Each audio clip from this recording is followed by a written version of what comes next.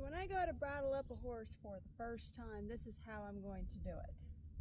I'm going to use an old bridle that I don't care about, that they can trash around, that'll come off easy off of them if they get in a pinch, that sort of thing.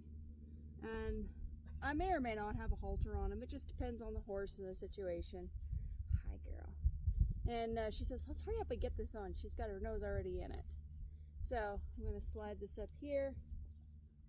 And then I'm going to put my hand over the top of her poll, so that way if she decides to go and throw her head up, she's going to just take it right in.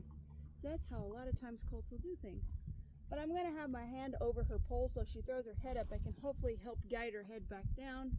And then if she hadn't taken the bit in her mouth like that, I would have had my hand, this other hand, over her nose to kind of pull it down, and then guided that bit in her mouth after I got her nose to settle down if she'd have thrown her head up or anything like that.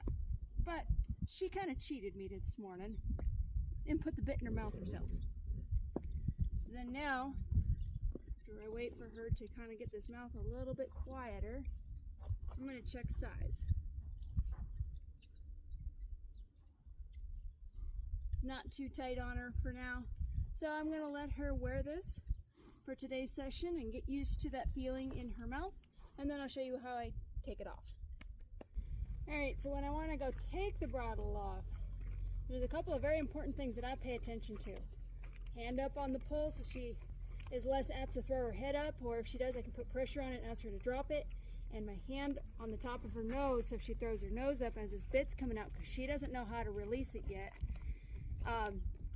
keep this down. Yes, some horses will suck down on the bit and hold it, but if they do that, I want to keep my hand on that nose so that they can't flip it up and get it hooked on their teeth and clank their teeth.